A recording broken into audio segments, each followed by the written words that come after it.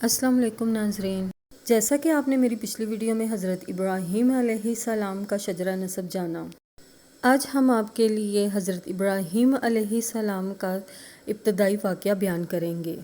تو یہ واقعہ سننے کے لیے آپ ہمارے ساتھ جڑے رہیے۔ حضرت صالح علیہ السلام کے بعد اللہ تعالیٰ نے حضرت ابراہیم علیہ السلام کو مبعوث کیا۔ ابراہیم علیہ السلام جد الانبیاء بھی ہیں۔ وہ بڑے عظیم پیغمبر ہیں۔ آپ کے والد کا نام تارخ تھا، جبکہ اس کا لقب آزر تھا۔ آزر مدد کرنے والے کو کہتے ہیں۔ یہ شخص اپنے قبیلے کے افراد کی مدد کرتا تھا اور غوام خوار تھا، اس لیے اس کا لقب آزر مشہور ہو گیا تھا۔ قرآن مجید میں ابراہیم علیہ السلام کا واقعہ 73 مرتبہ آیا ہے۔ یہ 73 مقامات 25 صورتوں میں درج ہیں، اور یہ بات ابراہیم علیہ السلام کے بلند مرتبے کی دلیل ہے۔ ابراہیم علیہ السلام بھی سام بن نوح کی نسل سے ہیں۔ آپ کی پیدائش عراق کے مشہور شہر بابل میں ہوئی۔ یہ عراق کے شمال میں واقع تھا اور آج بھی موجود ہے۔ یہ بہت بڑا شہر ہے، اس وقت بھی بڑی آبادی پر مشتمل تھا۔ یہاں بت پرستی عام ہو چکی تھی۔ اللہ تعالیٰ قرآن مجید میں فرماتے ہیں، ابراہیم علیہ السلام نے کہا کہ تم نے جن بتوں کی پرستش کی اللہ کے سوا، انہیں تم نے اپنی آپس کی دنیاوی دوستی بنا رکھا ہے۔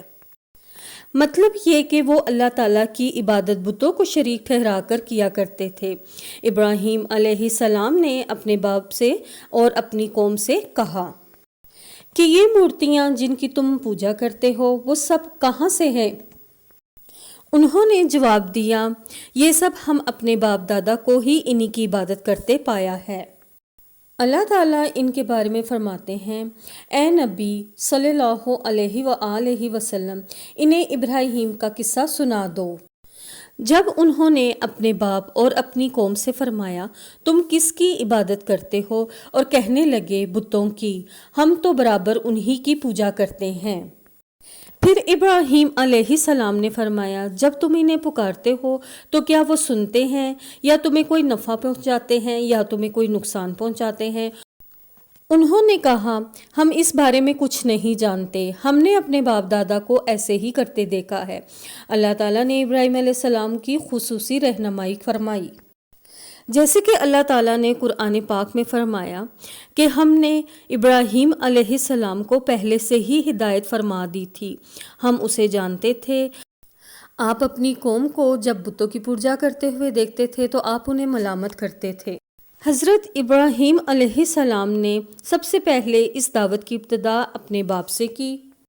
اللہ تعالیٰ نے قرآن پاک میں فرمایا، اے نبی صلی اللہ علیہ وآلہ وسلم، ابراہیم کا ذکر کر، بے شک وہ سچا نبی ہے۔ حضرت ابراہیم علیہ السلام نے اپنے باپ سے کہا، اے میرے باپ، مجھے وہ علم عطا ہوا ہے جو تم حاصل نہیں کر سکتے، اسی لیے آپ میری اطاعت کریں، میں آپ کو سیدھا راستہ دکھاؤں گا۔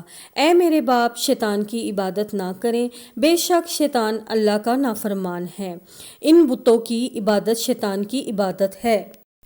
آپ نے فرمایا، بے شک مجھے خوف ہے کہ تم پر اللہ کا عذاب نازل نہ ہو جائے، پھر تم شیطان کے ساتھی نہ ہو جاؤ۔ باپ نے ان کی بات سن کر کہا، اے ابراہیم، کیا تو ہمارے معبودوں سے پھرا ہوا ہے؟ اگر تو باز نہ آیا تو میں تجھے سنسار کر دوں گا، اور تو مجھ سے ایک مدت تک دور ہو جا اور کبھی بھی مجھے نظر نہ آئی۔ ابراہیم علیہ السلام نے اپنے باپ پر نرمی اور مہربانی کرتے ہوئے کہا، آپ پر سلامتی ہو، میں اپنے رب سے آپ کے لیے بخشش مانگوں گا۔ لیکن بعد میں جب واضح ہو گیا کہ وہ تو اللہ تعالیٰ کا دشمن ہے، تو حضرت ابراہیم علیہ السلام اس سے بے تعلق ہو گئے۔ اللہ تعالیٰ نے قرآن پاک میں فرمایا، اور ابراہیم علیہ السلام کا اپنے باپ کے لیے بخشش طلب کرنا ایک وعدے کی وجہ سے تھا جو وہ اس سے کر چکے تھے، لیکن جب انہیں معلوم ہو گیا کہ وہ اللہ کا دشمن ہے تو اس سے بیزار ہو گئے۔ بے شک ابراہیم علیہ السلام بڑے نرم دل اور بڑے ہی تحمل والے تھے۔ کسی بھی ایماندار کے لیے جائز نہیں کہ وہ کسی کافر کے لیے دعائے مغفرت کرے، بلکہ مومن پر حرام ہے کہ وہ کسی کافر کے یا عیسائی کے لیے کوئی مغفرت طلب کرے۔ ابراہیم علیہ السلام کے والد نے انہیں دھمکی دی کہ اگر تو اس دعوت سے باز نہ آیا تو میں تمہیں سنسار کر دوں گا، لیکن اللہ تعالیٰ نے ابراہیم علیہ السلام کی رہنمائی کی اور اللہ تعالیٰ نے ابراہیم علیہ السلام کا لقب خلیل الرحمن رکھ دیا، یعنی محبت کا انتہائی درجہ۔ والد کے سخت جواب کے بعد ابراہیم علیہ السلام نے ان سے علیحدگی اختیار کر لی اور انہیں مخاطب ہو کر کہا کہ میں تمہیں چھوڑتا ہوں اور تم جنہیں اللہ کے سوا پکارتے ہو ان کو بھی چھوڑتا ہوں۔ میں صرف اور صرف اپنے رب کو پکاروں گا، مجھے اس سے بہت سی امید ہے کہ میں اپنے رب کو پکاروں گا اور میں محروم نہیں ہوں گا۔ حضرت ابراہیم علیہ السلام اللہ تعالیٰ کے بہت ہی پیارے اور پسندیدہ نبی تھے۔ جب آپ نے اپنی قوم کو توحید کی دعوت دی اس وقت آپ نوجوان تھے، آپ کی عمر 16 سال تھی۔ ساتھ میں آپ لوگوں پر غور و فکر کرتے تھے کہ یہ لوگ بتوں کی پوجا کیوں کرتے ہیں۔ آخر انہوں نے اپنا پکا ارادہ کر لیا کہ اس شر اور فساد کی جڑ کو کاٹ کر ہی رہیں گے، یعنی توڑ کر ہی رہیں گے۔ آپ اپنی قوم کو بتوں کو توڑ دینے کی دھمکی دیتے رہے۔ اس دھمکی کا ذکر قرآن مجید میں کچھ اس طرح سے ہے کہ اللہ کی قسم میں تمہارے بتوں کا علاج کروں گا جب تم پیٹھ پھیر کر جا چکے ہوگے۔ یہ بات حضرت ابراہیم علیہ السلام نے اعلانیہ طور پر کہہ دی۔ آخرکار انتظار کا وقت ختم ہوا، عید کا دن آیا۔ وہ لوگ صبح سویرے گھر سے نکلنے سے پہلے کھانا پکا کر اپنے معبودوں کے سامنے رکھتے تھے، پھر شہر سے باہر ایک میدان میں جمع ہوتے تھے، وہاں کھیلتے کودتے اور خوشیاں مناتے، ناز سے چلتے پھرتے اور کھانا کھاتے۔ شام کو وہ گھروں کی طرف آتے، صبح بتوں کے پاس جو کھانا رکھ کر جاتے تھے اس کو اٹھاتے اور اسے تبرک سمجھ کر کھا جاتے۔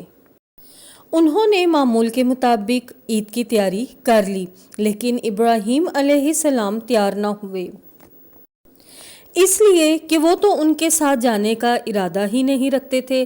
وہ لوگ جانے سے پہلے ابراہیم علیہ السلام کے پاس آئے اور کہنے لگے، کیا آپ ہمارے ساتھ نہیں جائیں گے؟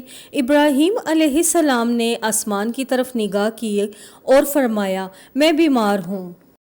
ناظرین، یہ تمام واقعہ قرآن پاک میں موجود ہے۔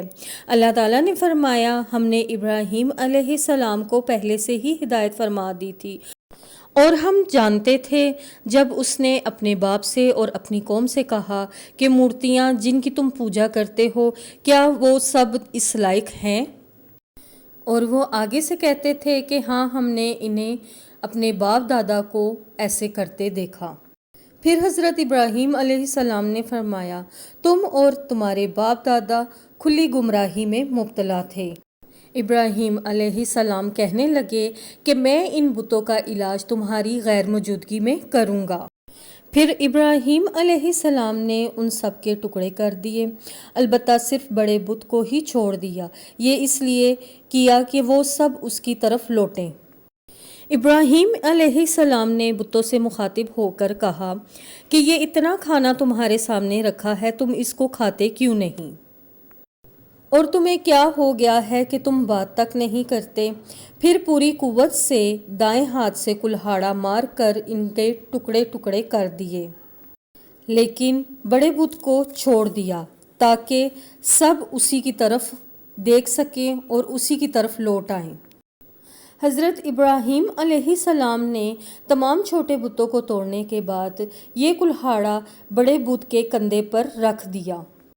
مشرکین میلے سے لوٹے تو دیکھا ان کے سارے معبود اوندھے پڑے ہوئے ہیں، ان کے سارے معبود توڑ دیے گئے ہیں، اور وہ یہ دیکھ کر بہت حیران ہو گئے۔ کہنے لگے، یہ کام کس ظالم کا ہے، اس نے ہمارے معبودوں کی توہین کی ہے۔ اس وقت جن لوگوں نے ابراہیم کا وہ کلام سنا تھا انہیں ان کا خیال آ گیا۔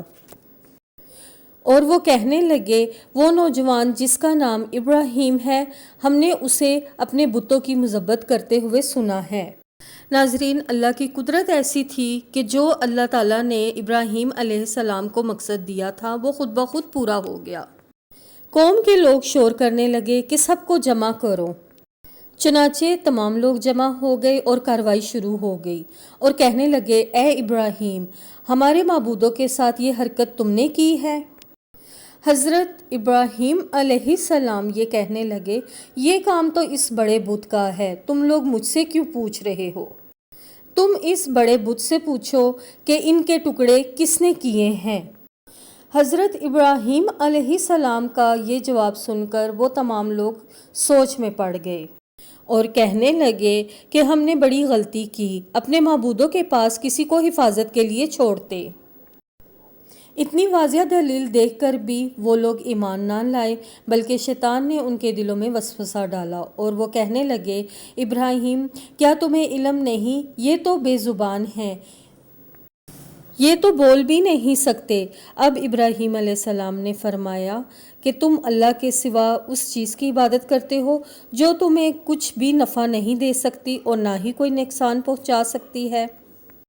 حیرانگی ہے تم پر بھی اور ان پر بھی جن کی تم اللہ کے سوا عبادت کرتے ہو۔ ابراہیم علیہ السلام ان سے کہنے لگے تم لوگوں کو تو بالکل بھی عقل نہیں۔ میں نے تم پر خوب حقیقت ان کی کھولی، ان کی پوجا کرتے ہو اور جن کو تم خود تراشتے ہو، یعنی ان کا حال یہ ہے جنہیں تم اپنے ہاتھوں سے تراشتے ہو انہی کی عبادت کرتے ہو، جبکہ تمہیں اور تمہاری بنائی ہوئی چیزوں کو صرف اللہ تعالیٰ نے ہی پیدا کیا ہے۔